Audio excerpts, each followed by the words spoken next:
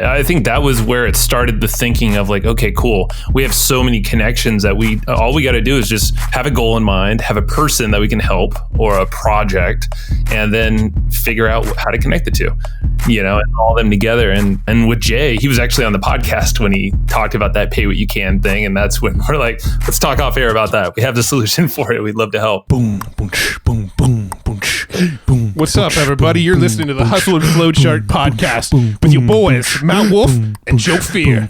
Check it. Alrighty. So welcome back to the Hustle and Flowchart podcast. Actually, happy New Year's Eve. Happy New Year's Eve. And episode's coming out on December 31st, 2020. Man, weird to say we're wrapping up 2020. Finally! Yeah. This is the season finale. I mean, the next season starts next week, but this is the season finale. Yeah. I mean, I was saying more in the respect of the world and everything, but yeah, I guess our 2020 season is like, this is the day it wraps all up too. Yeah, wow. Yeah. I mean, hopefully 2020 wasn't a series finale. No, it's not. Season finale. Yeah, we don't want any finales right now. Man, what a year, huh? What a year. So I don't even know where to start, but I know you do because you took feverish notes. I did. Matt's ironically the one that hates preparing for these types of episodes. So I'm curious. Yeah, but this one is different because this is a therapy session. We don't have a guest today. If you haven't guessed that by the title of this episode. But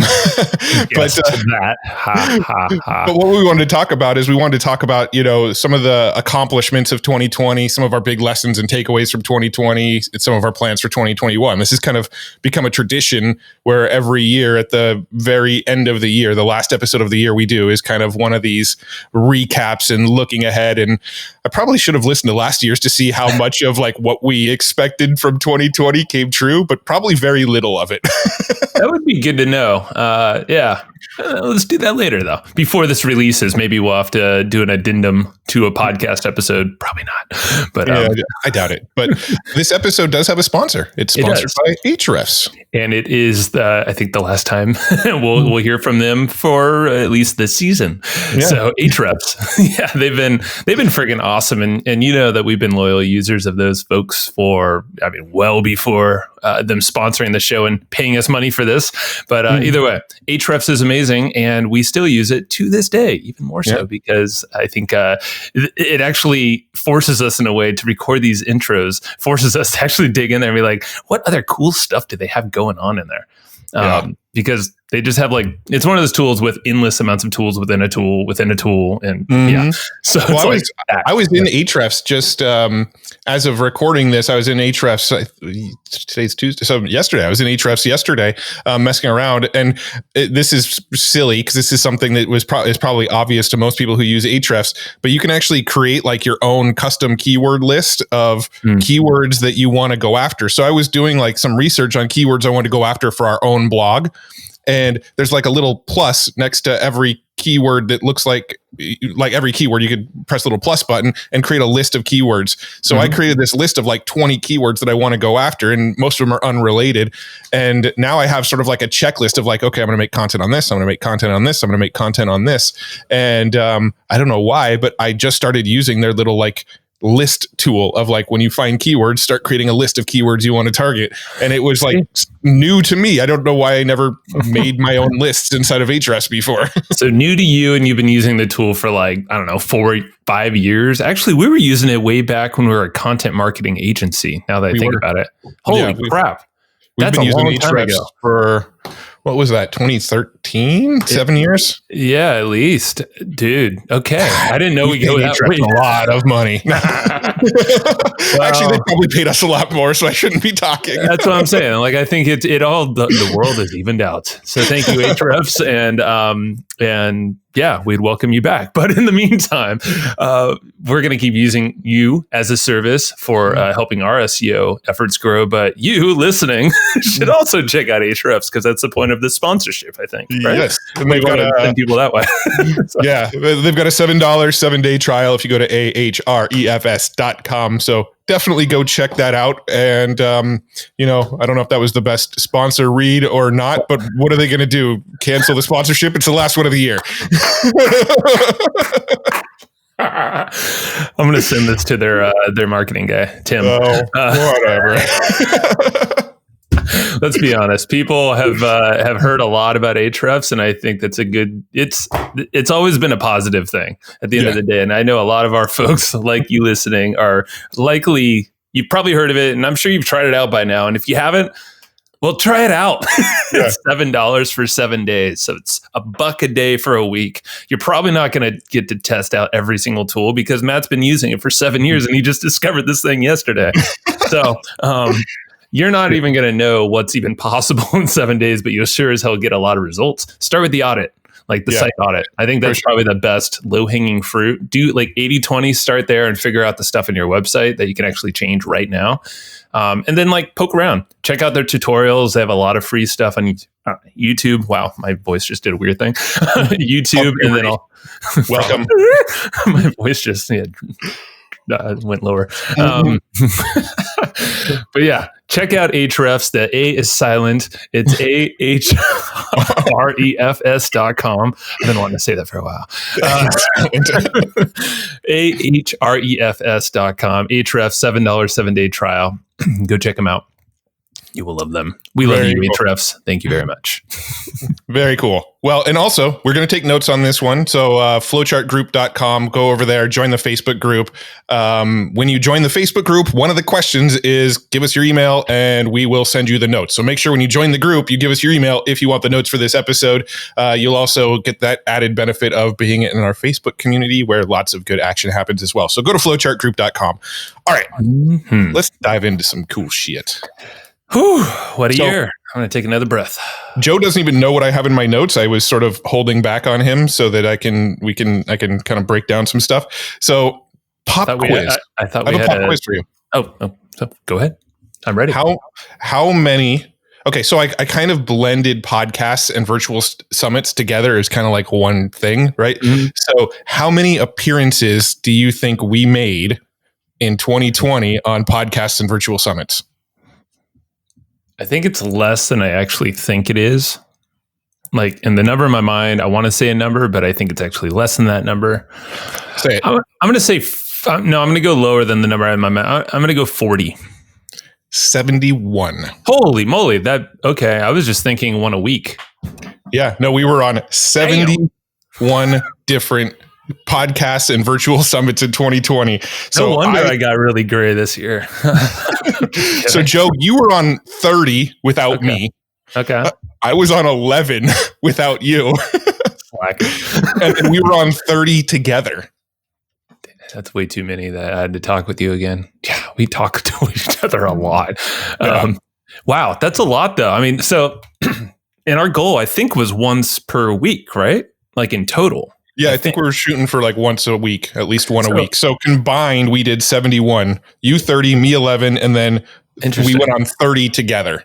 That's okay. That makes me very happy. I mean, I was happy before, but I was expecting one a week, like seriously. And because I think that was our goal for the year. And before that, it was like a quarter of that maybe, or a third.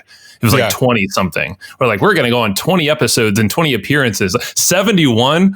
Yeah. Well, we went heavy at the beginning of the year. Like at the very beginning of the year, we were like out of the 11 shows I went on, like 9 of them were in the first half of 2020.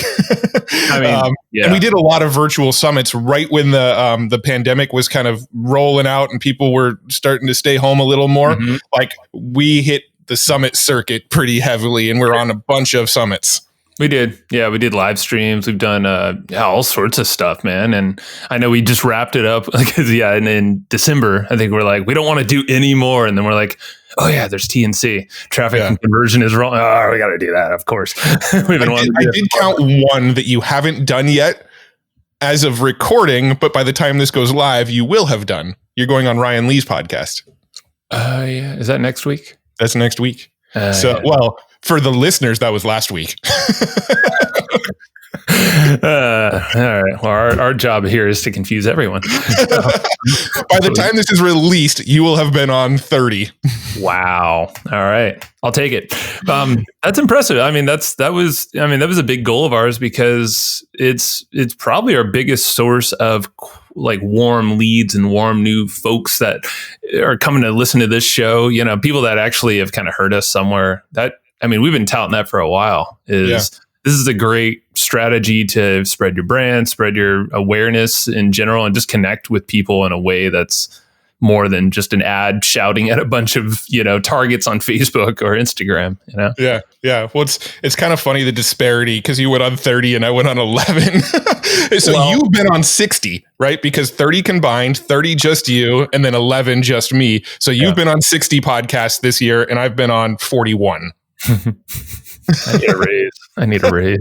No. That's my role. That's more where I lean in the biz, and you're doing more of the tactical stuff and the stuff that requires not talking to as many people. There's nothing wrong with that. I don't think it takes a lot of effort to do both. Yeah, I'm also sort of. It's weird because I think we were talking about this on a team meeting or one of our meetings recently. I don't like being interviewed. Like, I'm very awkward when being interviewed. I feel like I feel way more at home being the one asking the questions, not being the one getting the questions asked to. See, I've always been, I actually enjoy it, to be very honest. And I know, like, you sent a good article, I think it was from Podcast Movement. Someone wrote it on their website, and it basically said the same thing, and all the things that you've told me you hate about being interviewed. You're like, typically it's the interviews just have bad questions. They can't actually go deep into a thing, like a topic, because they're probably not curious enough, or they're not thinking that way. And I know that was a big takeaway that I had after reading that article. Is like, it's when the other side, the person you're chatting with at that virtual summit or a podcast, if you're being interviewed, if there's no like general curiosity from that interviewer, it kind of sucks, because it feels like they're just going through the motions and checking the boxes of the questions they have listed in front of them. Yeah. Well, I've been on a couple shows this year where I can tell that the host of the show didn't really know who I was before I came on the show. Like, I got on there and they're like, yeah, tell me about your business. And, I mentioned I have a podcast. They're like, oh, you have a podcast? I'm like, you obviously did your research. That's like the main thing in our life or our business, And so, I don't know. For me, I have this tendency to be on these podcasts going, man, you're asking the wrong questions. Like, I wish you'd steer it here. And for whatever reason, when I'm being interviewed, I'm not assertive enough to go, hey, let's steer the show in this direction instead. So I just kind of like roll with whatever questions they ask. But usually in my head, I'm like, this isn't a good interview. Yeah. I definitely feel that often, with shows and. But I like those interviews where I just don't have any expectations, like enough expectations of where I know that it's going to be released, and not just like I'm going to waste my time and this will pod fade. The podcast is just going to go down. But I don't know, like it seems weird, and because I think I take this a lot from you actually, because like whenever just. For everyone to kind of understand what's in my mind, what's in Matt's mind, and what's really happening when like you see us on stage or something, like when we were doing that, like at pod, well, now it's not really happening so much in my mind, but I think you've trained it out of me, Matt. Like, Matt has this anxiety right before he goes on stage. He like freaks the hell out, and like you will shut down. I get it. It's all good, because like I'm usually like totally like, let's do it. Let's do this thing. And then we go on stage, and then Matt's like chill as hell, and he's just like, whatever. And then that's where I'm like, oh fuck. So it's like almost like the roles reverse a little bit. That is weird about speaking, is I get so much anxiety leading up to the speaking, but the second they're like, okay, you're on, go. Like, my brain just goes, all right, go time, let's do this. And then I just shift, I like sink down into this like comfort zone of being in front of people. Saying that, I feel like you and I have helped each other in both of our respects. The spectrum there, we brought each other a little bit more in the middle. Because I feel a lot more relaxed on these things, especially I think it's just all the practice, and it's going on all these shows. And the point I was trying to make in here is that when I go on another podcast now, I just kind of don't care. Like, I know I'm going to give the best. I'm like, I just can't stop myself from just giving as much as I can, I guess, on whatever they ask.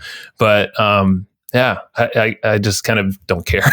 Yeah. So, Yeah. And it's interesting because that sort of correlation between me speaking and me going on podcasts, it's kind of there too. I get this little like anxious uncomfortableness right before we hit record on somebody else's podcast, but then once we're actually recording, I'm usually fine, but I'm sitting there going, this isn't really the thing that lights me up. Like you and I, when we record podcasts, you and I do this, and we both know we do this. We're looking for that vein that lights our guest up. If we're sitting there having a conversation and it feels like our guest is kind of just giving their sort of talking points, that this is the same thing they've talked about on every podcast they've been on, this is the same thing they talk about on stage, and they're going through these points, you and I are going, in our heads, we're going, all right, let's find a new vein that we could take them down where they're going to get lit the frick up, right? Yeah. Frick. Yeah. Lit the frick up. Yeah, it's true. No, I mean, it's, and I think that's really comes in practice though, like we definitely weren't like that. I mean, this year I think is a good, I don't know, this might be on your notes, but I feel like we've really evolved as interviewers, and we've been told as such from people who have been listening for a while. And I mean, I don't know, I don't analyze myself too much, but I think I have, like, naturally we've become more curious. And we know how to locate the gold that comes out that might not be, like a tactic that someone says that maybe they just keep going. We're like, hold on, what was that thing you just said 10 seconds ago? Yeah. And dive deeper. Yeah. Yeah, practice. For sure. It's totally a practice thing, but I do feel like it's kind of like, when you're working out a lot and then you're looking at yourself in the mirror every day, you don't notice any changes, but then one day you go and see someone you haven't seen in 2 months and like, oh damn, you got way thinner, or you bulked up or whatever. Right. I kind of feel like that same thing for the podcast. Like, I don't feel like it's too different now than it was 4 years ago, but the feedback other people say is like, oh wow, like these interviews are amazing, or they're getting better, or whatever. But for me, I haven't really felt any difference, Yeah. Cool. Anyway, here's what I got in my notes here. So what I did before this call was I kind of went back through our entire calendar of 2020 and looked at like all the events we participated in, all of the different things that you and I have done as a business, and made notes of those. And it made me realize, like, holy crap, 2020 was sort of a long year because we squeezed a lot of stuff into this year. So, I kind of wanted to go through this hit list of like, should I just like rapid fire it? And then like, after I do, we could kind of talk about some of the points. Joe just lost his headphones. Sorry, okay. Unhooked my headphones. I couldn't hear what you just said. Okay. So I've got this list of things that we did throughout 2020. Should I just go ahead and like rapid fire them? And then after I've like listed them all out, we talk about them? Or do you want to kind of like stick on each one as I say them? Let's do rapid fire, and then maybe dive into stuff something that sticks out. I don't know if let's do that. The realization was like, holy crap, we did a lot in 2020. And some of it, like, I almost forgot was 2020 because it was so long ago. All right. So we spoke at 3 separate PodFest events. One of them was actually in person in front of a crowd. We put on our own mastermind of people who are interested in podcasting and filled a little mastermind room in Orlando. Yep. We spoke at Rich's event, or were interviewed at Rich Sheffrin's mastermind event, the Coalition to Save Internet Businesses, I think is what it was called. We spoke to War Room, Digital Marketers War Room. We did a 4-hour intensive to War Room. That's right. That was a 4-hour. Jesus. Yeah. We spoke at 2 different digital marketer events. We spoke at Traffic and Conversion 360i, and we spoke at 21 for 21. We partnered with Jay Abraham on a project. Cool. We partnered with Roland Frazier and Oliver Schmalholz on a project. We partnered with Chris Benetti on Members Pro. Yep. We hired a Facebook podcast growth expert to help us grow the podcast. Charlie Valor. We partnered with some email growth ninjas to build some automations for our email system. Magic Boys. Yeah, we did a huge live stream all about like how to thrive in uncertain times back in March, where we had, Rich Sheffrin, Ryan Levesque, Aaron Fletcher, Roland Frazier, all these guys. We did an interview separately with Jay Abraham around the same time. We did another live stream all about affiliate marketing with Pat Flynn and James Schramko and Mike Long and Steven Izetkis. And we spoke at a Perry Marshall event. I didn't write down what it was called. Definitive Traffic Summit. That was back in May. Yeah. And then combined, we were on 71 podcasts and virtual summits. Wow. Oh yeah. That was our 2020 in a nutshell. I mean, it was it's not exactly what we thought we would do, but I mean, we thought there would probably be a little bit more travel involved, but probably not a lot. I mean, we weren't aiming to do a lot of movement out of the, San Diego area in 2020, honestly, because, we wanted to kind of simplify our business. And I feel like the beginning of this pandemic, because that's like when we did the 2 live streams. And I remember doing those and we're like, we just came out strong. Yeah. Like I remember we were going hard, and I think it was a good thing. But I just remember it was a lot of freaking effort, and I was like, "Whoa, we're doing way too many things." Like I think we had to finally after the momentum. It was like this whole momentum of like, oh, we're all in lockdown. We all got to capture the attention of everyone right now. Do all the live streams. Everyone's doing a how to thrive in uncertain times type of thing, And then we're like, we got to do a monthly or a weekly freaking. And we're like, no, we don't. Well, I also think we both kind of thought that the pandemic stuff was going to be a lot shorter of an amount of time, right? Sure, so we did a live stream in March, which was right when everybody was kind of getting locked down. It was like lockdown happened. We're like, let's get this live stream. 2 weeks later, we had friggin' 9 people lined up to go back to back with us on this live stream. Then we scheduled another one like 3 weeks later in April. But in our minds, we were thinking like, okay, everybody's going to be kind of locked down for like 3 months, and then they're going to figure out how to sort of like reopen, and stuff's going to slowly kind of get back to normal. We never thought, 10 months later, we're still in the same boat, if not worse of a boat now, Sure. So, yeah. Well, hey, we're like, we got to capture this little window of time. It's like, nah, I think we've learned a lot from that. And I think other people probably realized, okay, hold on. This is a good time to capture or to give in a new format, which I think a lot of people figured out. This virtual format it's really helpful, but also it can be a pain in the ass if you're trying to do new stuff like live streams or massive Zoom things or virtual events. It ain't easy. Yeah. Yeah. So what would you say was like your biggest sort of highlight of 2020? So, I mean, one particular moment really stands out to me, but I'm kind of curious what one would be for you. One sticks out. Oh man, now you got me curious about you. I really love the collaborativeness of how this year has gone. I think that's a big thing for me, is finally working with people that I've always kind of looked up and studied from and all that. So I think the fact that we've been able to work closely with people that I see as some of the smartest people in our network. So people like Roland Frazier and Jay Abraham and, Rich Sheffrin. I mean, he's one that we've followed since we began. Very, very beginning. I think one of the very first ebooks I downloaded was his manifesto. Yeah, it was. I mean, Perry Marshall, these are people we can call our friends now, and we've had on the podcast. We will definitely bring them all back in some format again, probably in 2021. And we've been collaborating with them on separate things, and some of them business partners, like you said earlier. I think that it's upgraded the way that I'm thinking about business, and it's more of a biz dev shift in my brain, but also a higher level way of thinking. And I think it's going all over business and comes out in our conversations a lot, naturally now. Yeah. Yeah. The one the thing that sticks out in my mind, it's sort of a blend between two things, but it was the PodFest, right? So at PodFest, we put on that mastermind that was like a whole day mastermind. And to me, that was just kind of an amazing experience where we had 20, 25 people in a room.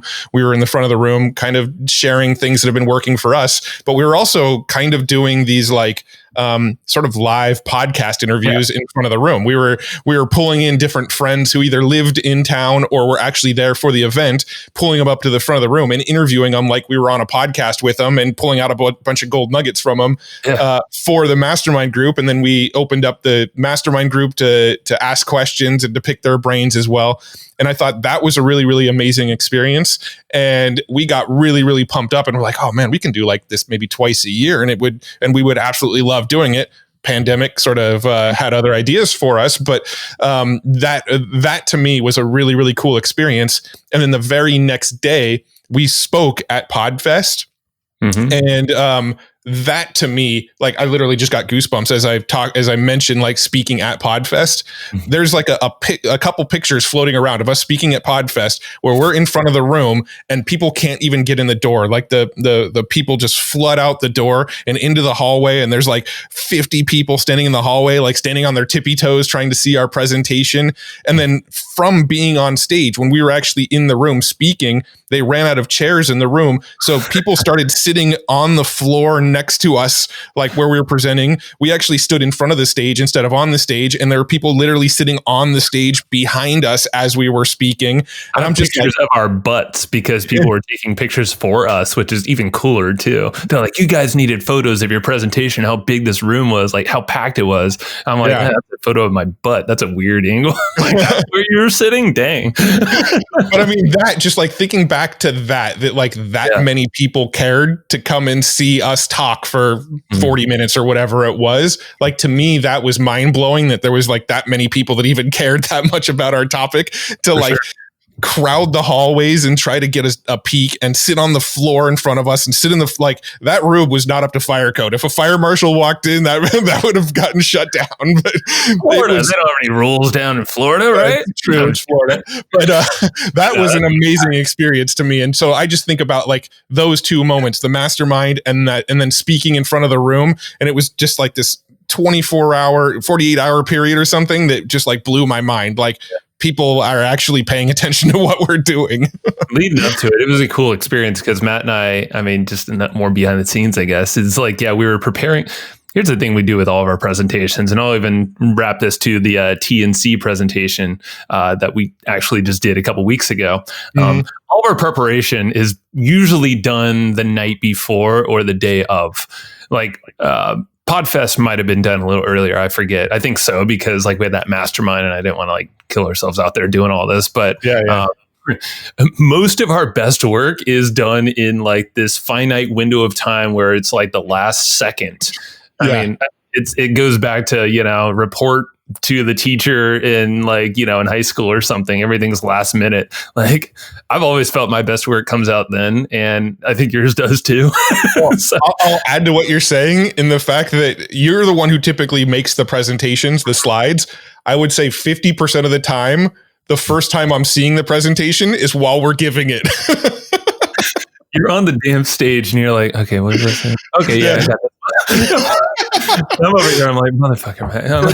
At the very least, I'm looking at the slides for the first time, like 20 minutes before we go live, like skimming through them real quick, going, okay, what are we talking about in this one? Yeah. I mean, but I feel like we flow the best that way. I feel like, because part of my anxiety about it is like almost getting in my head and over preparing. And if I feel like, cool, we're just going to get up there. We riff on our podcast. That's what we do. If we didn't check ourselves, our therapy sessions would be 3 hours every time, because we just like to riff. Right. So like you put some slides on the screen, you give us a constraint of like a 30-minute window to speak. We're just going to get up there and riff, and we got some slides to remember what to talk about, but we're riffing the whole time. Like, we've never given the same presentation twice ever. No. And we never will, because it'll make us very bored as well. And and it just won't come out good. So, and we actually, since that PodFest presentation, we've made that presentation in different formats and sections of it quite a bit. Yeah. So that's what's kind of nice is our last minute cram to, we usually have the idea of what we're going to talk about, but we have no clue of what the content's going to be. We just know that we have a lot of stuff that we're always doing, of course, and we get the input from the podcast guests all the time too. Yeah. We're just distilling, all right, what is it that we're working? What are other things happening out there that people are saying are working well and that we could showcase them? Let's just match that into a presentation. Usually works out.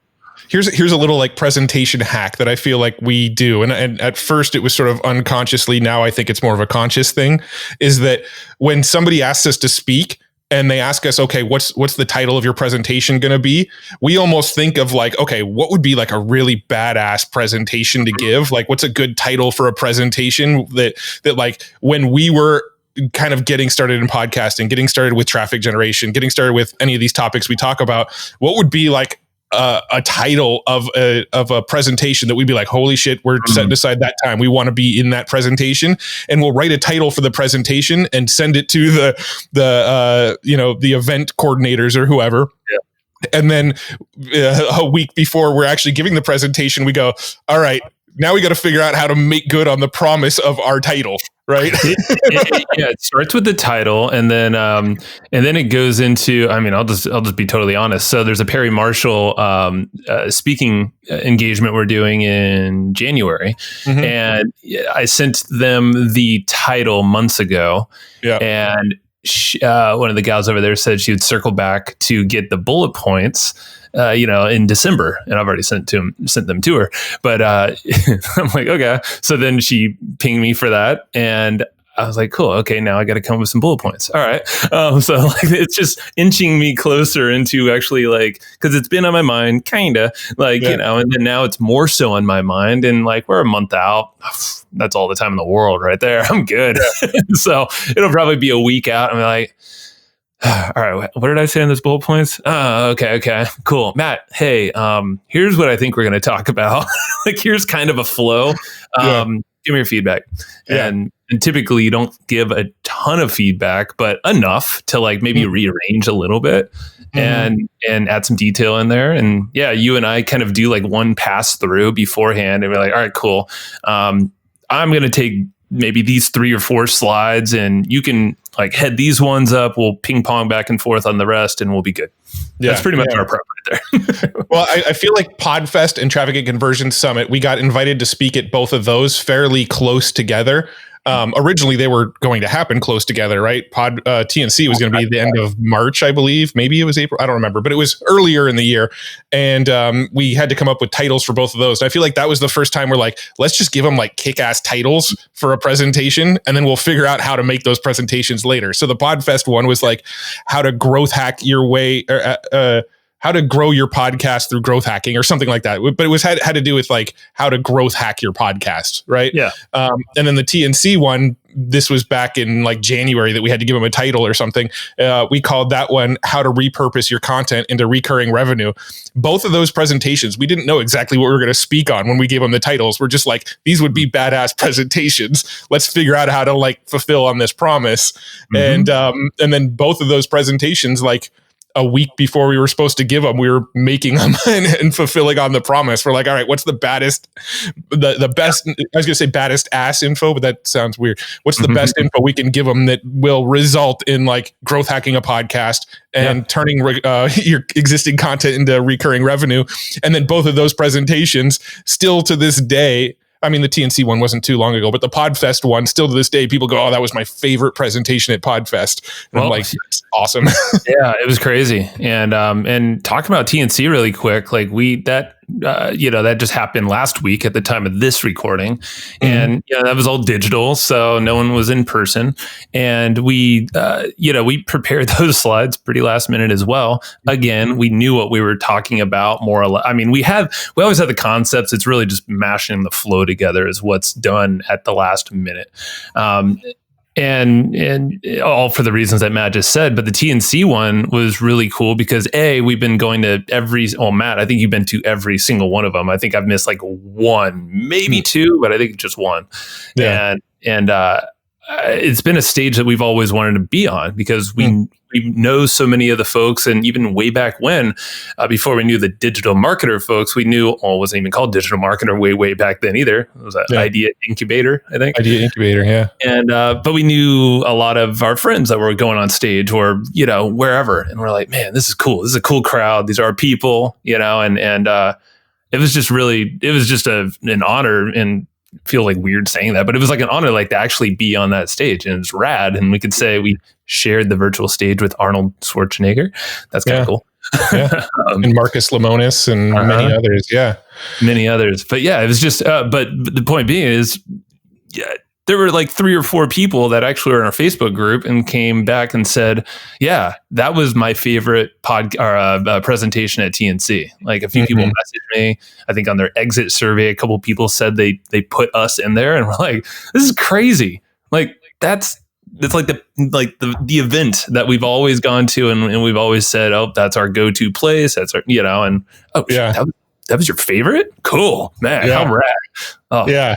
Well, this is going to probably sound a little bit petty, but there's somebody that I'm not going to name this person's name, but there's somebody who once told us after we presented on stage, they're like, yeah, that was decent, but you guys should really work on your stage presentation. You can polish it up a little bit. And for whatever reason that like stuck in my mind, and we literally never changed anything about the way we present. We still kind of were making the slides a week beforehand, and we were still kind of prepping what we were going to say like the night before the presentation. We've never changed anything about our process. And I look at, our business versus this person's business, and we're asked to speak at like almost every event these days. And this other person, who Matt. I'm not going to name, Matt is not really speaking at any events. So I'm like, who's got the better presentation? Anyway, I'm not petty about it, but I get motivated by shit like that. Please tell me after the recording who that is. Because I vaguely remember that, but it didn't stick in my head. But see, it's stuff like that is interesting, and like that could mentally hold you back or give some kind of barrier to like totally rock. I mean, you probably were just like whatever, but you remembered it, so it's still in your head. Yeah, but, I remembered it, but it's there was like a motivation element of like, sure. Of like, yeah, but people. Maybe it needs work, but people keep on saying they love the presentations we're giving. So does it need work? I don't know. It was a weird way of motivating me to just go, okay, well, let's see who gets more speaking gigs by the end of the year. Frustration is a beautiful motivator. I'm a jerk for even bringing that up. I'm sorry. You're fine. It's human. But I thought you were an alien. We have aliens around us now, I hear. That's what I hear. Tangent. That's it. All right. What's else on your list? I pretty much broke down all of the events that we spoke at, and so let's talk about some of the partnerships we've done. So we partnered with Jay Abraham on a project. We partnered with Roland and Oliver on Unicorn Equity. We partnered with Chris Bonetti on Members Pro. Like we've had some pretty phenomenal things happen in that realm. Yeah, and that is my biggest takeaway of the year still, because I'm just kind of looking at some notes I have here, a couple other things that I'd like to bring up in a bit. But yeah, the partnerships, I think it's just what we quickly realized, and I think it was actually something that either Roland or Jay said. I think it was Jay talking about just collaborating. Like right now in these times of hardship for so many business owners out there, so many business owners are open to partnering with an expert in a field that they're just not savvy in, or they have some need and they don't have the funds or the connections or whatever to get done. And that's where it kind of was like a light bulb moment, at least in my mind, when I heard, I was like, okay, wait, hold on. We know a lot of people on this podcast, and I think we do a pretty good job at staying in touch with them. And told that. So we're like, okay, cool. Well, maybe we could do something here. Like we have an audience, we have connections, we have a podcast, we have all these assets that we're sitting on. And this is kind of that thinking from Roland now. It's like, okay, here's our bucket of assets. How can we, like our toolbox of assets, how can I like scour around? And all right, so we have this person over here. So Jay Abraham, for instance, like, all right, cool. How can we help Jay Abraham in our like toolbox?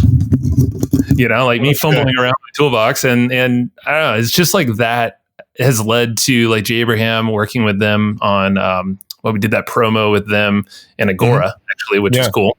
Yeah. Rich Sheffrin. So it was like a crazy trifecta that we pulled off. Yeah. Well, I mean, it's interesting because the way that came about was we had a chat with Jay Abraham, and somehow the topic of like pay what you can or pay what you want pricing came up. And he's like, yeah, I'd love to run a promotion like that again. I just don't know what technology to use. And we went, well, we do. Like we've built those kinds of promotions in the past. And he's like, do you guys want to partner up on it? I'll provide the content and the thing that we're selling. If you guys could go and build out the pay what you want offer for me. And we're like, I mean, do we really want to work with Jay Abraham? I don't know. No, it was pretty much an instant yes. We're like, we'll figure it out. Let's do it. And we also worked with, prior to that happening, we had been working with Rich Sheffrin and Agora because they were doing this coalition to save internet businesses, and Rich was trying to get on more podcasts. So we worked with Rich to help him get on a whole bunch of shows. And then as sort of a thank you for working with Rich, he said, Agora will send a mailing to their list for us, right? So we went and connected the dots. We're like, we've got Jay over here who wants help with this promotion. We've got Agora and Rich over here who have a list and they're looking for something to promote. Let's help him build. Let's help him build this pay what you want offer over here with his Masters of Passive Income course. And let's go to Agora and use the mailing that they said they would send to their list for us and promote this thing that we're doing with Jay. And let's just tie all of these pieces together. That's another thing that's not even on my list, is that we worked really, really closely with Rich and Agora to help grow that coalition event. That's a good point. Yeah, that was like the end of last year and this year. Yeah. Well, the event happened this year, but I think most of the planning and ramp up to it was last year. Yeah, like around this time in like December. It was like a rush. I remember that, but it was super cool because I think that was where it started the thinking of like, okay, cool. We have so many connections that all we got to do is just have a goal in mind, have a person that we can help or a project, and then figure out how to connect the two, and all them together. And that's, and with Jay, he was actually on the podcast when he talked about that pay what you can thing. And that's when we're like, let's talk off air about that. We have the solution for it. We'd love to help. And I got to give props to them because they are a team that has done so much this year. And everyone should check out Abraham.com, I believe is the news site where they're sending everyone to now. Actually, let me hold on. Don't quote me on that. No, sorry. jabraham.com. jabraham.com. Abraham.com, I think, is the older version. So jabraham.com. But we're working with those folks to their team to essentially bring other folks that can help spread the word of Jay. So the fact that we know a lot of folks that have audiences, i.e. people that have been on our podcast and people in our network outside of the podcast, those can all be potential affiliates to promote the lines of online products that Jay is putting out there. And they're putting out a lot. They're all really good. So that's why I recommend them. We've seen a ton of them. And so we're partnering with them to essentially make that happen, like open our Rolodex and our connections and thinking to the right products to support what they got going on. And that's a partnership arrangement there. And it's like this other version of affiliate marketing, I guess, you can call it or dub it or biz dev. I don't know what the term is, but it's just really cool that we made that happen. And it's just finding opportunities and connections. That's really what it is. It's like we're connected with these people. We know about these tools. We've got, we're acquainted with these people over here. We're just like, I think that's the way our brains operate. And the reason our brains operate so much like this these days is because of working with Roland, working with Jay, working with Rich Sheffrin, working with these guys. Like all of their brains work in this way of like, we've got this resource and this resource. How do we combine these resources and, get a little win-win in the middle, right? Yeah. And I really feel like that's where we shifted. Our brains really, really shifted in 2020 is like, let's stop figuring out how to grind all the time, to build pages, drive traffic, optimize SEO. Like, stop trying to grind all the time. Look for people that have already built assets in the form of audiences, built assets in the form of software, built assets in the form of, amazing trainings that are already available. You find these people that already have the assets and just try to tie assets together and be the middleman of these sort of like asset connections. Yeah. And you just, I have not read this book yet, but I read some notes and Brad Costanzo, shout out to that sizzling podcaster, Bacon Wrap Business. He said the book by Dan Sullivan called Who Not How is amazing. And it's exactly what I think is the biggest shift this year for us is that we don't have to figure it all out ourselves. We don't have to be the perfect strategist or the technician or whatever, operators, integrators for all. It's like we can totally just collab with someone over here to do this thing, someone over here. But like asking ourselves, not how can we do all this? Do we have to learn and be the expert? No, just like who can be that expert? I want to be knowledgeable about like the core concepts and fundamentals and know what I need to do. But yeah, you can start asking, kind of reframing your brain to that is a good practice. That's actually a book that I have purchased and I am going to read right after this next week. But right after this next week. Yeah. Well, I was just thinking of Christmas. I'm going to read it immediately next year. Yeah, maybe sometime. No, but it just reminded me that I'm like, that is actually what we've been doing. Yeah. But what was that CEO of No article? We need to make sure we link that in the notes too, because that was like a big sort of shift as well. What's it? Andrew Wilkinson, I think. Yeah. So he kind of has that same philosophy of like, he's just this like conduit in the middle. He finds opportunities, he finds people, he makes the connections, and he's not really the guy doing any of it. He's just the connector in the middle. And that article was a really, really good article that I think you and I both loved and shared it and got our wheels spinning as well. So yeah, Tiny Wilkinson. Tiny Wilkinson. His company's called Tiny. Yeah. Yeah. And his name is Andrew Wilkinson. Yeah. Yeah. And I think we're going to try to line him up for next year. I think we have a couple people who are connected. So hopefully that's one we can lock down. He's the CEO of No. So we'll see how effective we are. Yeah. So if we get a yes out of him, that's a pretty big win. Right.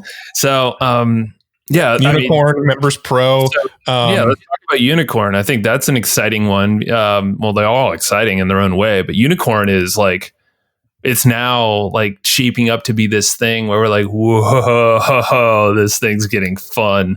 And there's so many ways we can introduce this to the world. I don't even know, how would you describe Unicorn in its, like, as an overarching company now? And then we can break down some of these things that we're building out. Yeah, well, so the core USP I don't think has really changed, but the acquisition sort of model and tools have evolved. So the general concept is that if you are a software developer, right now we're focusing only on SaaS companies, but if you're a SaaS company and you need promotion, you can actually incentivize affiliates to promote through giving them equity as well as commissions. So if somebody wanted to promote, let's just use Members Pro as an example. So, because if we're going to keep on mentioning a software over and over again, let's mention one that we're involved in.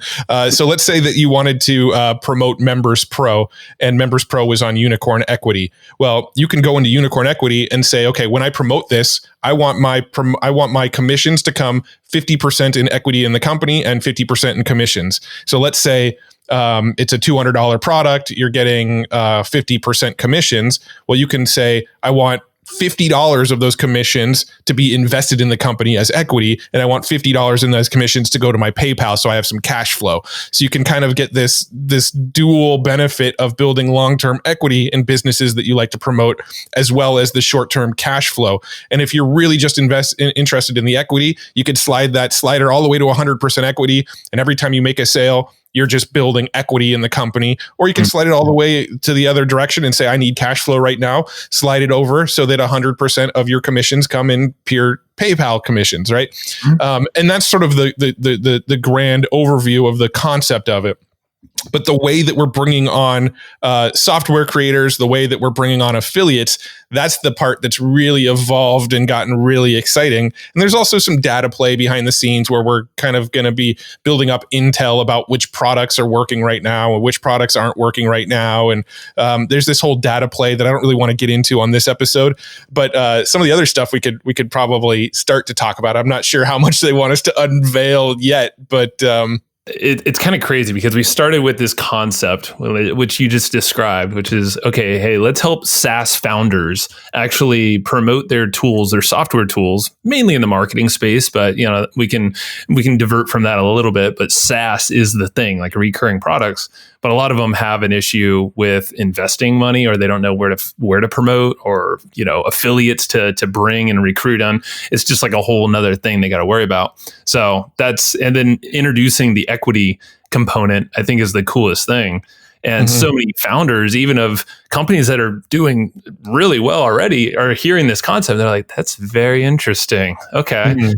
Chat with me once that thing's actually live, which it should be live pretty dang soon in 2021, at least components of it. Like you were saying, we have all these like separate components now.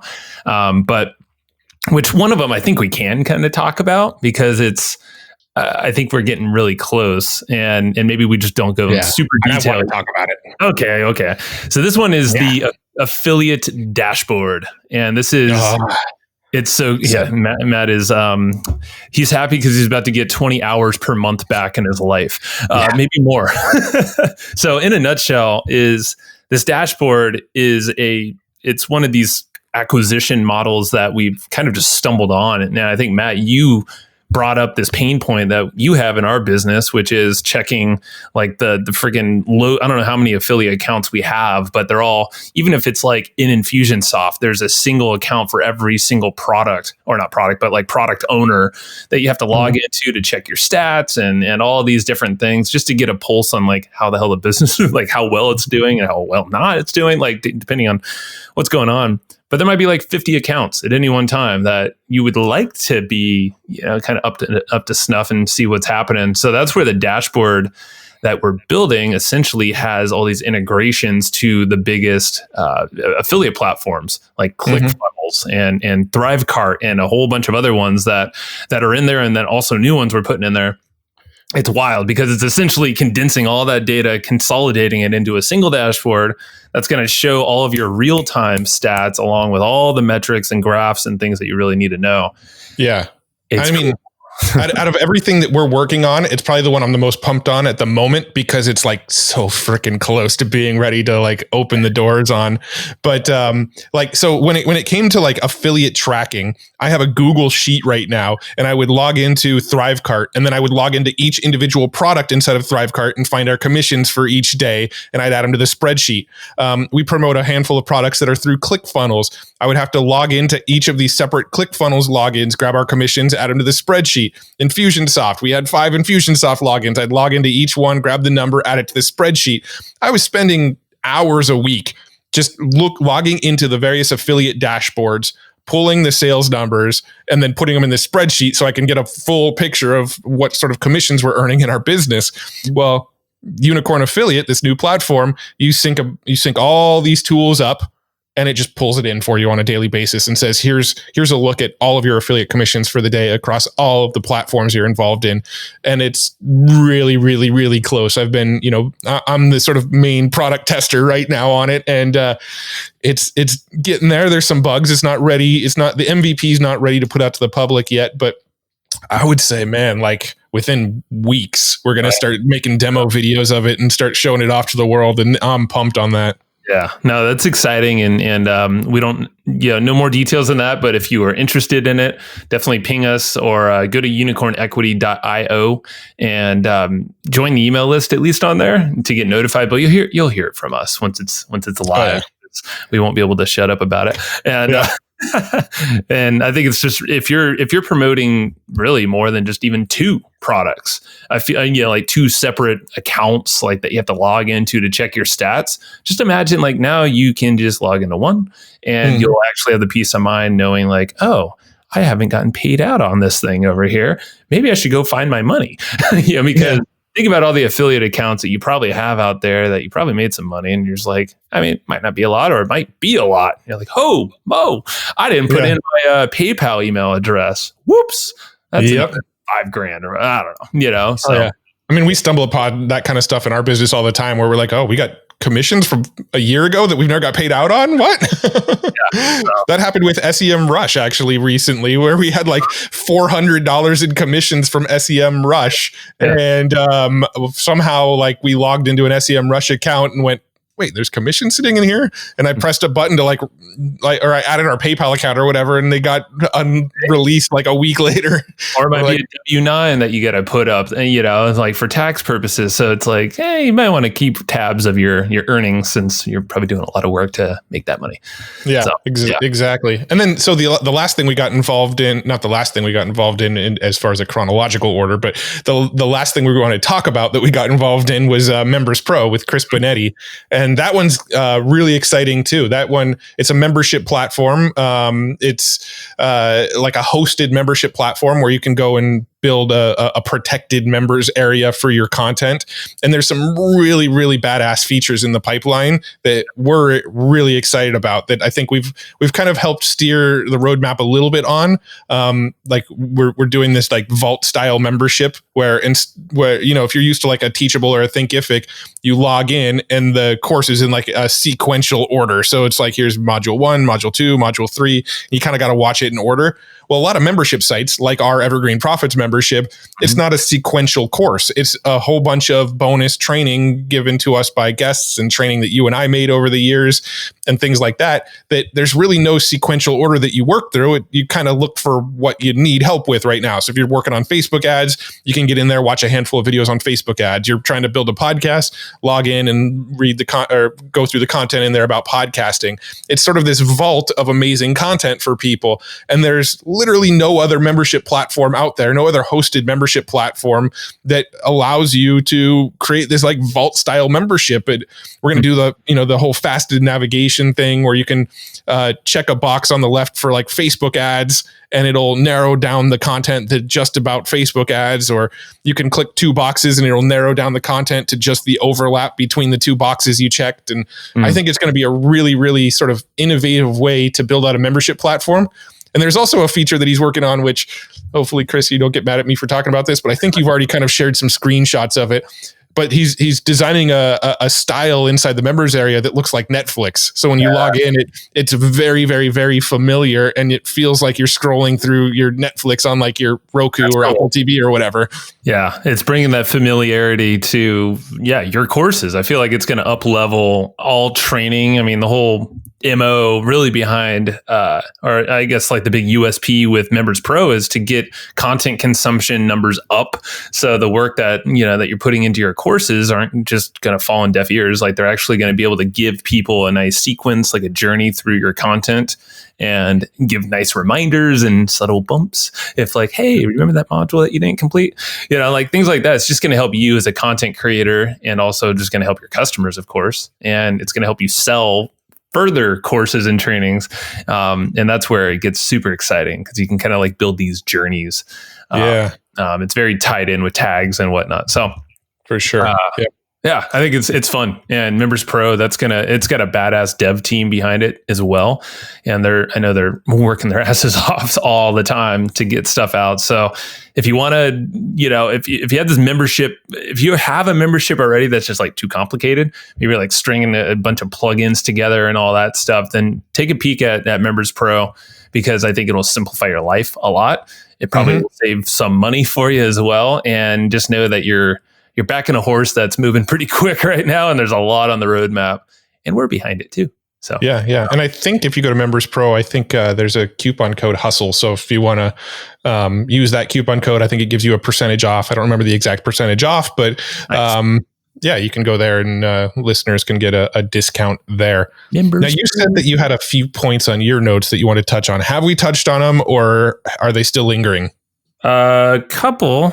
It's my CCR that I told you about. Clearwater Revival. Yeah, I've been blasting those guys all day. So my CCR, so when I was thinking about this, is really 3 things came to mind. Is like collaborate, which we've already talked about. It's my first C. Collab, connect, and then refine. So collab, connect, refine. I feel like that really like synced up what we did really well. What I meant by, so we already talked about collab. I almost feel like the order should be rearranged to connect, collab, refine. Because you collab after connecting, right? Well, it's not the connection you're thinking. So the connect, fine. Forgot what I even talked to you about yesterday. No, I just wasn't paying attention. Obviously, you never know. So connecting, I'm saying more like connecting the assets in our business and connecting to the partnerships that we now have. So essentially taking all of the different things that are floating around in our control, meaning like our podcast, our Facebook group, our email list, our retargeting ads, our cold ads, are all of these different things that we are kind of, like the different people that we have in our network, the affiliate products that we have, the different, just all sorts of things. I feel like what we've done really well is we know now that our biggest starting point, or the way that we typically start the journey of, if it's on So there's two sides I see. It's like the customer journey for the listener. It's like, that's the obvious one that people talk about. You have the like discoverability part is typically our podcast, or maybe it's an ad, but it leads to the content on the podcast somehow. So, and then that goes to email list, membership site. If you join that, then you're basically one of the VIP kind of folks that we essentially give you a ton of other deep dive trainings and leads to all this other stuff. And then there's the other side of like, if we're going to, we're chatting with all these people on the podcast. Again, now you have the guest side. You can then connect with them further with any opportunities. Maybe you, and what we do is like, we now take that content, apply it to the membership, and that usually becomes, that connection becomes like an affiliate partner for us. Maybe we're just sending people their way. Maybe we're introducing them to other podcasters, but there's usually like the flow is kind of in line now. I feel like it's like the podcast, we know, okay, well, we can get other content and then share it. That's going to help all sides, from the guests, we can get their content. And then there's these promotional layers, I feel like, that happen on both sides as well. Everything's just connected in a smarter way where I feel like it's not disjointed where we have to reset our energy or our thinking. It's all kind of like flowing together now. Yeah. I agree with that. Made sense. Yeah, it did. And I agree. I think that the last thing that I kind of wanted to touch on in this episode was sort of how do we see 2021? And so I think what you're saying right there is kind of like, all right, that's kind of our clarity into what our plans are for 2021 is to continue to sort of connect the dots between businesses. How do we get Members Pro and Unicorn Equity to somehow help each other out? How do we get our podcast to help grow this affiliate partner product that we're working with? How do we get this person, connected with this tool, and just finding these connections that, like we talked about earlier, that was 2020 was a big piece for us, was finding those connections, making those connections. So really doing more of that and doing it at an even higher level in 2021, collaborating with more people, maybe partnering on equity deals and affiliate deals and things like that with more companies, and then refining, which, simplifying our own damn lives, right? There's a lot of simplification that can still happen, a lot of things that can be taken off our plate. Yeah, and that's a good way of refining. I wasn't even thinking of that for refining, but that's because I was thinking like the podcast, we kind of shaved off some of the fat, I guess we'll say. We kind of were going a little wide with the topics. So we refined our focus here. But yeah, like you said, we also are refining just the stuff we do day to day. There's so much stuff that like at the beginning of the pandemic, when we were doing the live streams and stuff, it's like, okay, do we really need to add another recurring thing? Do we really need to add another meeting with this person every week or every other? So it's like really getting some magnifying glasses and looking at the extra stuff. Because like when people ask me like, okay, so what are your big plans for 2021? Like I've had like a lot of people ask that recently. I'm like, I just want to make my life simpler. I don't know. I just want to plan for less. My plan is to plan for less. I want to do less. And it's funny because some of my non-businessy friends or ones that are learning, they're like, wait, hold on. So what do you mean by that? I'm like, I want to make more money and do less. It's kind of the dream. But no, that makes sense. We're both on the same page here. I mean, this is sort of more granular, but here's kind of some notes I wrote down for like what I feel like we're going to be focused on for 2021. For sure. Double down on the podcast, which is our top of funnel, right? So just really get hardcore about new growth strategies, getting real focused on our guests and what type of topics we want to talk about. I want this to be the biggest year of growth we've ever had for our podcast. I want to crack 100K downloads a month by the end of 2021. That's kind of what I want to see in 2021. More automated affiliate systems. So through working with Joe Kearns and Mike Alvarez over at Magic to really dial in our email automation systems, working with Charlie Valor and some Facebook ads experts to really dial in our podcast growth ads, building out more of these retargeting ads where if you listen to a specific episode, you're going to get retargeted with an offer that's relevant to the episodes you just listened to. More of that automation and just like once you enter our ecosystem, the selling happens without us being too involved on a daily basis. blow up our partners' products. So Members Pro and Unicorn Equity specifically, I think 2021, there's going to be a lot of focus on those two products. Yep. We've got some big plans for them. And so I'm really excited to grow those. And then the last thing I have is further simplify and outsource more of the skilled labor. Yeah. And that's really what I'm talking about, like doing less and making more. It's not just like, I want to wrap it up and not do anything. It's exactly what you just said. Is really refining where we've realized our biggest skill sets are. You know, it's kind of stay in our lane and don't step on the toes of all the other things in our business that are functioning well and even better without us getting in the middle of it all. I mean, that's like, I want to give props to our team as well, like first and foremost. So Sue and Jacob on the team. I mean, there are others on the team like Kate Lindbergh, who helps with some older notes of ours, and we have other folks that just work kind of piecemeal work. If it wasn't for our team, Alana edits all the notes. Yeah. See, like this is the stuff. Like I forget that she's involved because it's just like it just happens. You know, like we have elements in our business that are just kind of systemized too, and our team is just rock stars. And I think we've finally figured out this flow where we've simplified processes in our teams. We've empowered our team to basically champion this task or this process in our business, and we just trust, you know? So we're just like, okay, cool. Like that is one, like you will now run this and you can, you know, I just feel like everything's growing because we're letting others really lead.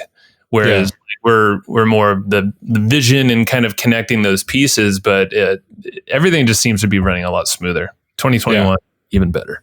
Yeah. And it's hard as hell for me to like back myself out and be like, all right, you just take control of this. Like I want to get my hands on everything. So that's a lesson in self-control that I'm having to figure out.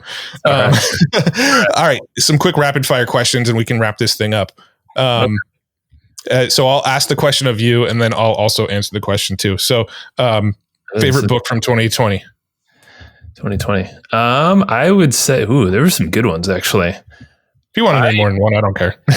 The Courage to be Disliked. Oh, yeah, that was a good one. A very impactful one. Actually, that's another one I want to reread. There's just so many good books, actually, that like this year, I feel like, I mean, Kamal Ravikant's book I read last year, and basically it's Love Yourself Like Your Life Depends on It. And talked about my dad and his suicide last October. I read it actually right before that happened, but then I reread it afterwards because it just made way more sense and it was a lot more applicable, you know, to me. And I've gone through a lot of emotional shit this year. I feel like, you know, like the ups and downs. So it's been kind of like this rebuilding year, and I feel like that's been a big foundation is having that in mind. A lot of the practices that Kamal talked about in that book are like anyone can implement. And he was on the podcast talking about it too. So that's a episode for sure. Check out. My hands down, my favorite book that I read in 2020 was Kamal's brother's book. Well, it wasn't written by Naval. There's a book called The Almanac of Naval Ravikant, which is phenomenal. And Naval is Kamal's brother. But basically, Naval's kind of known for a couple things, right? He's known for just being like a really sort of happy, like always sort of positive, optimistic dude. But he's also a billionaire, right? He's also ultra wealthy. And so this entire book is somebody who collected, quotes from interviews. He collected tweets, all sort. He just rounded up all of this stuff that Kamal's talked about and put out into the world over the years and combined it into a cohesive book on how to grow your wealth, how to be more happy, how to be more in control of your life. And it is just a freaking phenomenal book. Like it's probably the most highlighted book I own now. So highly, highly recommend that book. It's a great book. Yeah. Check it out. I mean, it's actually, we'll link it up, but I think they're like, if you just wanted to jump and read it for free, like it's even free online. Like it's not as easy as the book, but if you like the free version, I mean, I got to buy the book. I just wrote it down because I've every morning, actually, one of the things I do is plop open the book and just, like as I'm in bed, I'm like, okay, what's like one quick passage? Cause like it takes no longer than, I don't know, like a few minutes to read one of them. And it's just like this nugget of wisdom. You're like, all right, cool. And then it's just a little seed you can plant for the day. I like it. funny little note. It's kind of become our little Bible on podcast day. Our last couple podcast days, I open it up and I go, a reading from the book of Naval. And I flip to a random page and I'll just like read a quote. And then I'll be like, and almost every time it's like super hyper relevant. We're like, that was freaking awesome. And then I'll close the book and we'll get into the podcast. Dude, go grab your book and just read one right now. Okay. One sec. Talk to the audience while I'm getting it. I'm good at that. Ding, ding, ding. Yeah, no. Naval, if you're not following him on places like Twitter, I think it's just at Naval, Naval.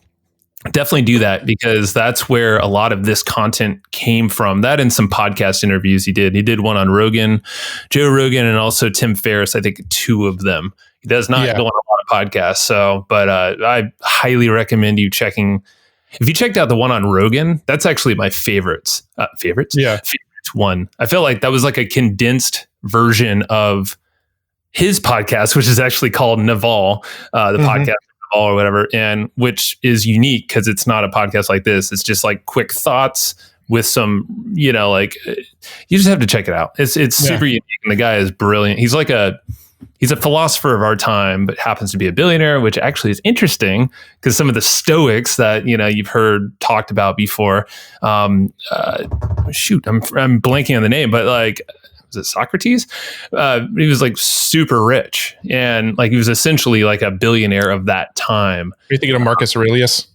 I mean, he might be, but there's another one that's quoted all the time, and I'm bad with the names. I could have sworn Marcus Aurelius of his time was like the wealthiest person in history at the time. But was the emperor, right? Yeah. So this book, I don't know if you could see, anybody who's watching the video could see all the little like sticky notes I have on it. Like I have a ton. So let me open to a random page here.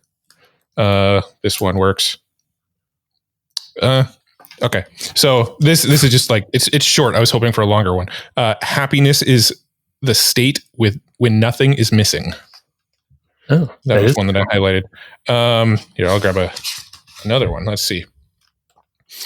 If you want to get rich over your life in a deterministically predictable way, stay on the bleeding edge of trends and study technology, design, and art. Become really good at something.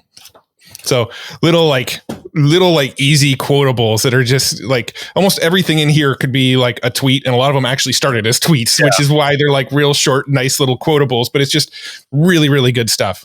Yeah, it's a good book, and I forget the guy who put it all together, but he basically like took a tweet and then like expanded on it, but with Naval's work or words from other tweets, comments, and then podcasts and interviews and stuff. And like basically did all this work to put it in a book that actually makes sense. Yeah, it was written by Eric Jorgensen. Cool. All right. So one tool from 2020 that you've used or kind of stumbled upon in 2020 that was ninja for you. Ninja. There's a bingo word there. You're such a ninja. So I find myself recommending, I'm going to say 2 again. Trip mode has been very helpful, especially, and I know I've mentioned it before, but I feel like it's just nice because if you have crappy internet or if you're doing a lot of video calls, it can really help out, and it's super cheap. So Trip Mode, TRIPMODE. And that basically will, just the long and short is like it cuts down a lot of this bandwidth pulling apps. If you just want to say focus on Zoom, for instance, you can say just send bandwidth to Zoom and nothing else, not your Chrome, because that's probably pulling like a gig from you or whatever bandwidth. All the YouTube tabs you have open, well, that's sucking your freaking your Zoom bandwidth. So trip mode's great, and then also like my morning routine. Actually, I haven't even like shared everything with you, Matt, but I've been like super into breath work, and it all is this XPT app from Laird Hamilton. And there's 2 that I do every single morning, which is like a 5-minute morning wake up. And then there's like a pre-exercise thing that they're both like just breathing workouts. And like, there's no other way that I can fire up and freaking jump into the day and be actually like pumped up, especially when I get like 5 in the morning or 4 in the morning, depending on this baby. But I would say if you're just trying to get your head straight and just get pumped up for maybe a speaking presentation, that app's killer, XPT. Sweet. Yeah. For me, Rome Research, hands down, biggest game changer in my life this year. Like Rome is like, if you took a task management software, workflowy, like note-taking software, and like this sort of obscure knowledge management system called a Zettelkasten, and you combine them all into like one app. That's what Roam is. So like I actually keep my my daily task list in Roam. Whenever I'm listening to a podcast or watching YouTube videos or reading articles, I keep my notes in Roam. When I highlight stuff in books, I take my highlights and I move them all over into Roam. Basically, I like live in Roam now. Like when we're in meetings, I take all of our notes on all of our meetings in Roam, and all of these notes over time become like interconnected. They look for sort of keywords that are in different notes, and they help you sort of blend them and interconnect them together. And it's just it's been an amazing tool that I don't even know how I ever lived without it now, because I'm literally in it all day every day to keep my head straight. Yeah, Roam is a freaking game changer, especially for you, because I know you, I don't know, you dial in your notes. You're always like freaking solid on your note taking, and I feel like you just like upgraded your brain tremendously using Roam. Yeah, it's an amazing tool, and I definitely know you've dialed that sucker in compared to like if you look at mine. But even if you use it like me, I loved it because it's like a brain dump. It's just a great way to keep logs of everything and quickly search what you're noting or what you think is important. So task list and all that. Yeah, I'm using that every day for keeping my stuff straight too. Sweet. What's another one? Yeah. Oh, another tool? You want two from me? No. Question. Oh, another question. Okay, so this was the last one I had on here, but a resource like a YouTube channel or a podcast, and don't say the one that I'm going to say. Okay. Shoot. Or podcast. Okay, so podcast is easy, actually. Alex Charfin's Momentum podcast. Absolutely amazing. That thing is like a 10, 15-minute clips or episodes every single time. I don't know. It's like weekly or twice a week. But he basically, like, Alex has been on the show. Definitely go check him out. He is a big thinker, but he's like this cool blend of biohacker meets really high level, motivated entrepreneur. I don't know. He's like mashed all these qualities that I feel like we've adopted over the years of this podcast and through our friends. And his Momentum podcast essentially is like a nugget of wisdom, kind of like Naval in a way, is like, here's a concept to really think about. And he extracts it a little bit on the podcast, but it's something I like to listen to, like when I'm working out, 15-minute like warm up. And then it's like in my head and I just kind of like let it marinate. And then I kind of shut everything off actually. So the Momentum podcast is perfect if you just want like a reset on some strategy. I mean, literally even just drinking water, there's a whole like hydration episode, but it blew my mind with like the importance of water and actually how your body changes when you're following his methods for just rehydrating your body. It's freaking amazing. And I can't even just go check it out. But the Momentum podcast by Alex Charfin, hands down. Sweet. Yeah. For me, it's and I know you probably would have said it if I didn't, is the Wisecrack YouTube channel, which I've been sort of obsessed with lately. You're down the rabbit hole more than I am there, but it's amazing. Yeah. Yeah. So basically what this YouTube channel does is they look at like a lot of pop culture stuff like Rick and Morty and South Park. And I was watching one the other day on the show Billions, but the guys who run this channel, they actually studied philosophy. They're legit philosophers. And so they watch these shows and then they break down the philosophy behind them, and they help you like really understand the points that the writers of these shows are trying to get across and like the philosophies behind them.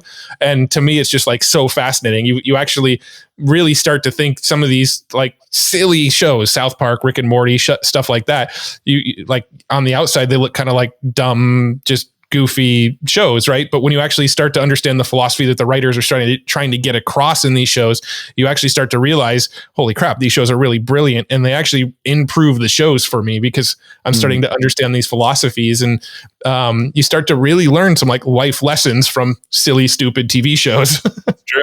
Yeah, I haven't watched as many as you have, but like I think I've watched actually 2 South Park ones are all I've seen. The ones you've sent.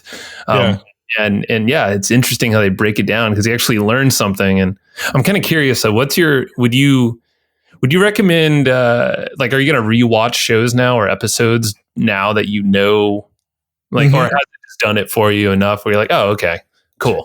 Some of the shows, I almost feel like the content that I get from Wisecrack reminds me enough of the show that I don't even need to go back and watch it because I'm getting entertained again. But I've actually gone back and started watching Rick and Morty from episode 1 again because I really like that show and there's not enough episodes. So I need my fix. So I actually started watching it over again with like new insights into the show.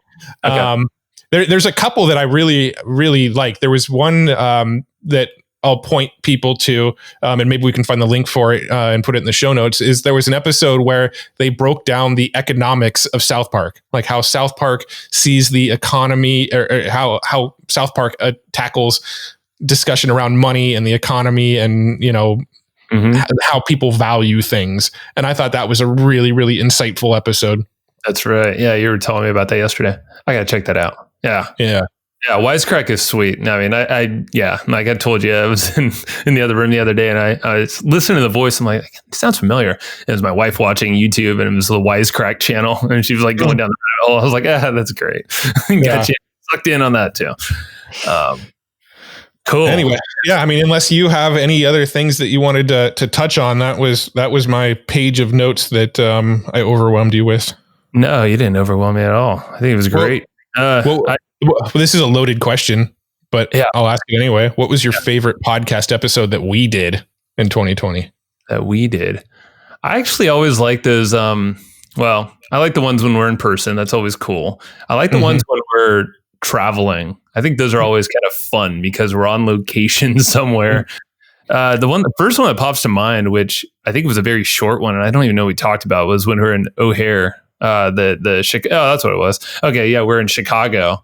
And we're on a layover, and we found some corner of the airport. It was actually pretty empty.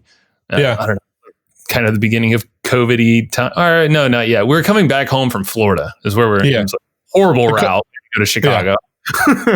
Yeah. Matt was bitching the whole time. I hate flying. It sucks to fly when you're tall. That's Matt's line. If you have the Bingo card, that should be on it. If you traveled with him.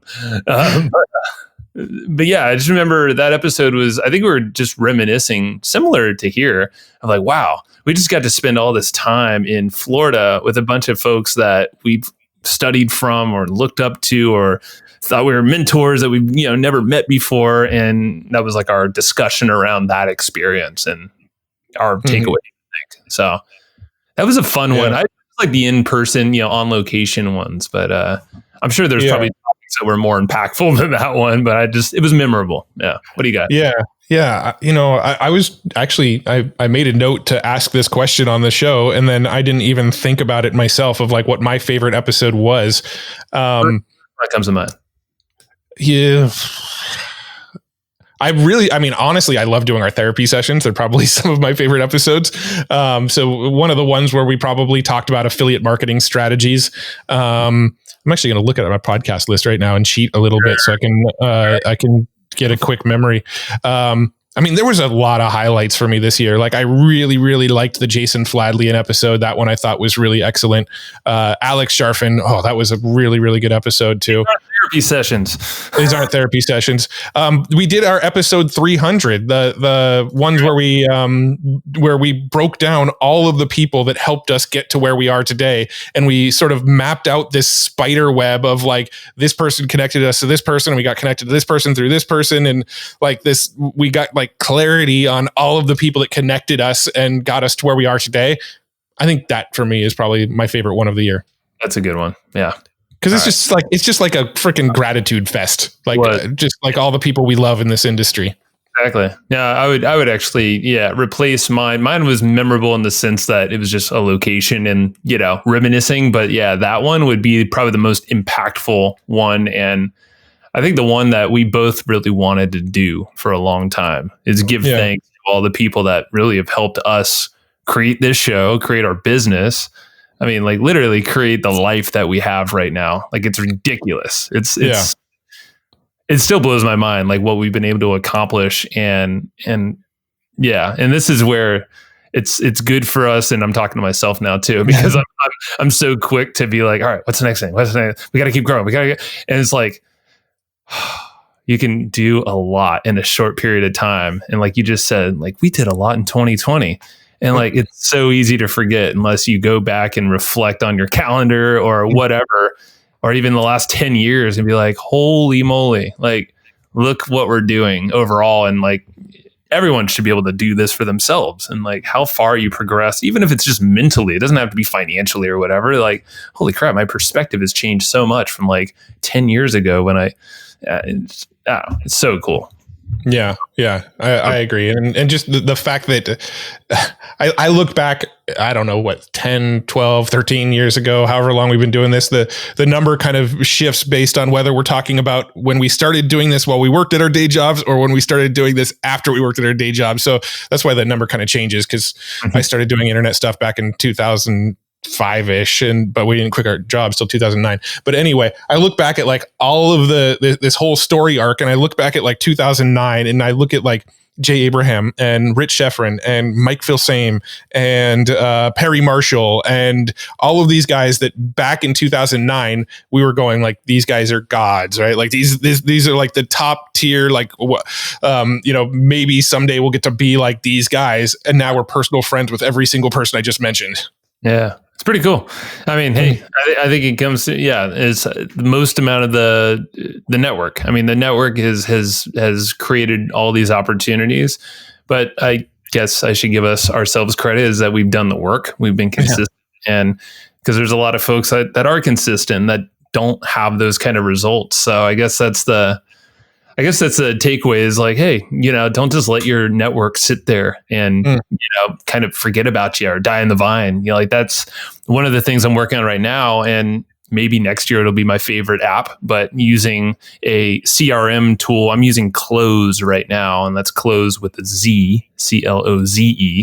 I'm liking it so far. And the whole thing is like, I want to organize the network we have and really organize, like all the different qualities that they have and all that. But so I can stay in touch with them more so than just like, oh, I just randomly thought of that person and reach out. It's like, if there's a system behind that, which is everything that's always driven our business, that should help our networking even further, or all these partnerships, the biz dev, all the just helping folks connect each other. I'm pumped up for that, actually, for like the rest of this week, working week, and also next. Like, I'm actually going to take a lot of time more to deep dive in that, because I'm finding most people don't have a good CRM to stay in touch with the people that have actually helped them out, or you can help them out. Could be customers, just random people you meet. Mm-hmm. I agree. Yeah. I mean, everything's either like way like bloated and more than you need, right? Like you've got Infusionsoft out there, which is an ultra powerful tool, but it's like almost too much for what you're trying to do of just organize your contacts. Or you've got the complete other end where you have stuff like Airtable, which kind of works, but it doesn't have any sort of like automation or email sending or anything like that in it. But it doesn't seem like there's any good middle ground software out there that's just designed to organize all of your contacts and then remind you to follow up with them. And then you can add some notes about like, how did I connect with this person? When's their birthday? What's the name of their website? That kind of stuff. And it pulls a lot of that information in for you. That's the coolest part. So Cloze actually seems to do all of that stuff. It's like what we've been looking for. Yeah, but I've also don't understand it because there's so much in there. So it's like, I just got to spend the time, and I choose to spend the time because of what you just said. It's going to like literally take a load off of both of our brains, but like probably more so mine, because this is like the world I live in. And just think about like, okay, now if someone's asking like, oh, connect me with a podcast that talks about this, or blah, blah, blah, I can go to my Cloze app or any other app that I might find better than that to then, oh, here's a list of like 10 people I can connect them with. Yeah. And like not use my brain as hard. Well, if anybody's listening to this and they're a software developer and they need an idea for a software, you should make a CRM system that's like basic and like really intuitive and doesn't have all the features of like a mega built out CRM, but isn't as basic as like an Airtable. And we'll probably be affiliates of it because we've been looking for something like that for years. In fact, one of the first software ideas we ever talked about possibly developing was that, but we realized pretty quickly, like, we're not going to be good software developers. But happy to partner with software companies. There you go. In our own lane, but simplified networking and just keeping up with your network, I think would be such a powerful tool. Cloze, I think, does it pretty well. But it's all, it's all geared to sell people. It's all geared for salespeople, which is cool, or real estate people. Contactually is another one. But they're all like almost a little bit more than what, like, let's just keep the basic notes and like stay in front of these folks. Exactly. Well, cool. I mean, I think we gave a pretty good recap of 2020 and where we're going in 2021. It was a long episode. I don't know how long, but feels we're long. at about an hour and a half right now. So, all right. We've had worse, not worse, but longer. Yeah, I'm excited though for 2021. I mean, 2020, as much of a crazy ass year it was in general, should we throw some predictions out? Sure. Like, I don't know if we're ever gonna if our predictions are even valid or if anyone should even listen to them, but probably not. But what are some of your predictions right now? I'm just thinking like a quick, just all the changes like societally in our world in 2020, just working at home, but also just like all the stuff that's changed. I don't know. I just don't feel like that's going to really go back to how we were. And I think it's going to be a while until we get back to like even big event or any events that are like substantial. I mean, I know there's like even people doing masterminds now and all that stuff, which I'm like risky, but yeah, whatever. I mean, I just think I think a lot of the same, like what we've figured out this year is a lot of collaborating and really leaning on your network and people that really trust you and getting introductions to other people that are like from those people. It's very easy to lose, sight of the people that are actually there to support you. And I really think going forward, it's a lot more of the collaborativeness is going to be the thing that propels everyone forward. If you try to silo yourself and like try to build everything yourself and do all that, I just think you're going to just blow all your money, I think, or a lot of money. And I think it's just going to stress you. I think it's just going to be a lot harder than it really should be. And, I think it's going to be a while though, until like we get some really substantial momentum, I guess, as a greater sense. And we just probably should lean into what we got here, Yeah. I mean, this is a term that I'd never heard until 2020, but I guess it's a known term, but being a T-shaped marketer, right? I think that's where the value is at. I think that's where people should be focused. And what that essentially means is, you have a lot of skills in a lot of places, but you maybe have like one or two skills that you're like really, really in depth with. Right. And I feel like that's kind of how we've shaped our business is, I know Facebook ads, I know SEO, I know Google ads, I know traffic, landing pages, software, tech, APIs. Like I know a lot of that stuff. I'm not an expert in any of it. There's a couple of things where I feel like I'm a little bit more of an expert in, like maybe paid traffic.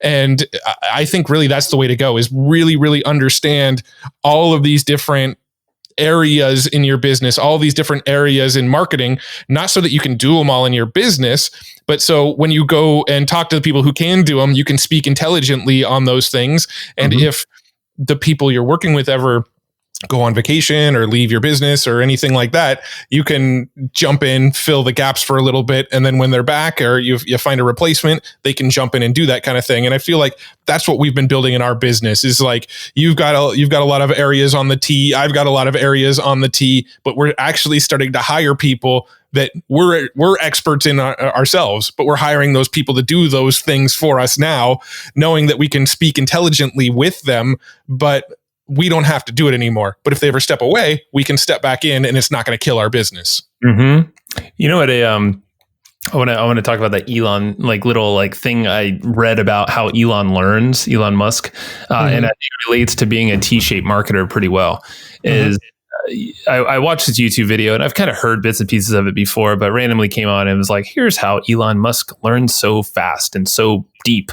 And the big thing, he has this like analogy where he thinks of a tree, or at least this is what the person said. I don't know if Elon actually said this, but essentially it's, you have a tree. And so you have a trunk area and you have these branches, the canopy on top. Most people learn about the branches or the leaves, which are like the details of a topic. They're not quite learning or interested in learning the core concept, which is really the trunk of the tree that supports everything. So instead, they just jump into the tactics of like, hey, I'm going to go, run a bunch of ads and all this stuff. But you're like, wait, hold on. Do you understand what you're running ads to? Or do you understand what your metrics are, or like your benchmarks or whatever, you might be good at the ad platform and making some pretty pictures and like throwing some budgets in Facebook and like hoping for the best. But unless you understand the full thing that thing's supporting, which is like the tree, really, it's understanding core concepts, first principles, like really, or components, or sorry, the big foundation of the thing. Or even understanding the why behind the actions, right? So like with something, a good example that I know a little bit about is like Facebook ads, right?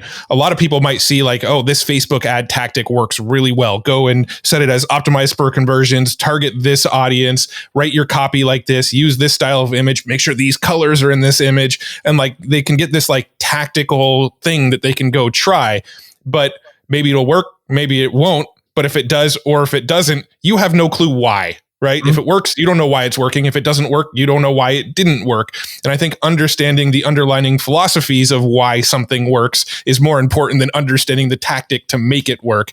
And I think that might be a piece of like what you're getting at there as well, is that you got to understand the underlying why, the underlying big picture of the smaller tactics. So in that Facebook example, you know, the Facebook wants engagement. They want people to stay on their platform. They want people to like, they want people to comment, they want people to share. They want to put valuable things in front of their audience.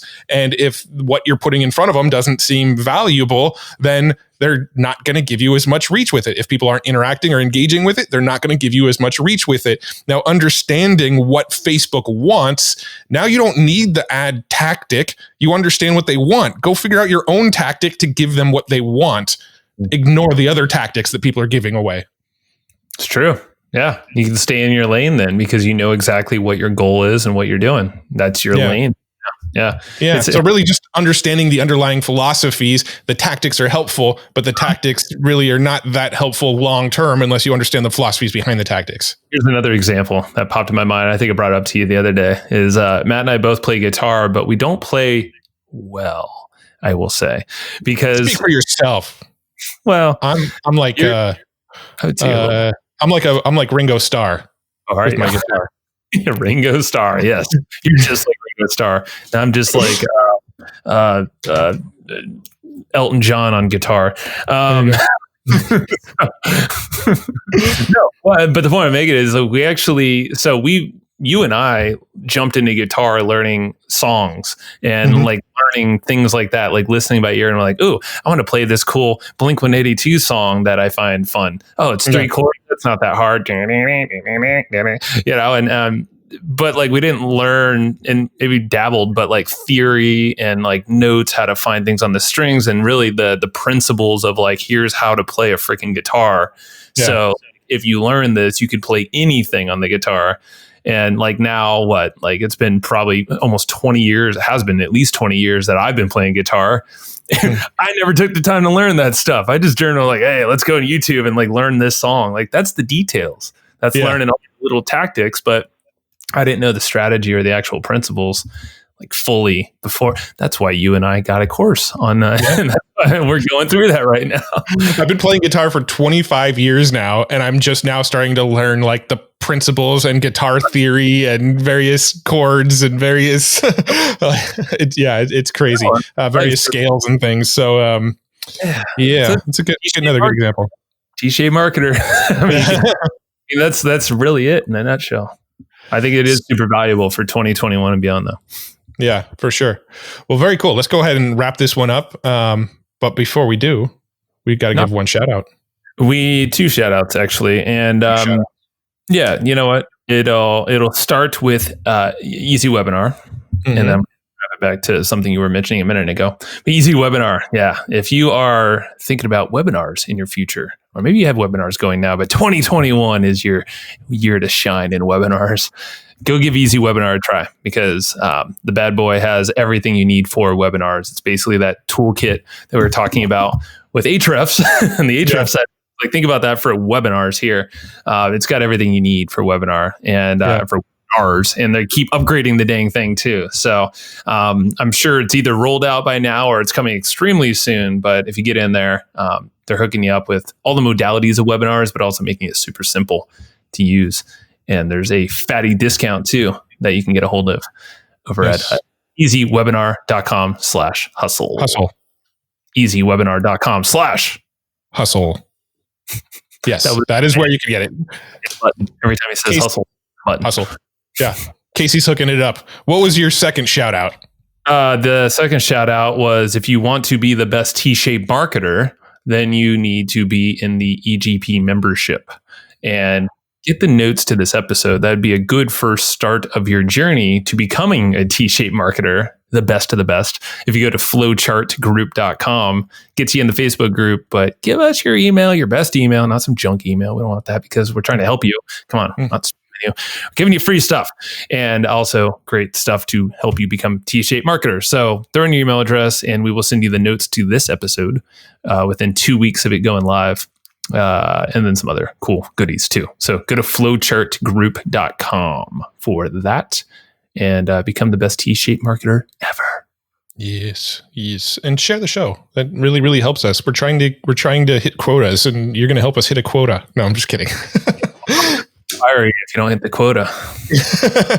No, it's just if you hear any of our episodes and you think they're beneficial to somebody else, we'd love it if you would share it because we are trying to spread the word and grow our podcast bigger in 2021. And the best way to grow a podcast is the people who like the show and listen to the show tell their friends to listen as well. And that's honestly to this day the best growth strategy for a podcast is word of mouth. So if you have somebody that would benefit from hearing any of these episodes, please share them. That would be lovely. Cool, Matt. Well, I expect your TPS report on my desk very soon because your quotas are met. So I want to make sure that you're on your numbers. So you will get my TP soon. TP. It's office space, Matt. Come on. They were talking about download numbers on the podcast. So you got to get everybody to share everybody. All right, share. Yeah, all I heard is that you want me to TP your house or something. I don't know. Reports. Come on. Put them on my desk. All right. Yeah, you'll have them on your desk tomorrow. All right, sir. Office space again. Something. I got it. I got the reference. Thank you. I got the reference the first time. I was just being a jerk. Stop it. All right. Thank you for listening. If you're still here. Yeah. Thank you. You're probably not. Nobody's hearing this part. All right. Bye. Bye.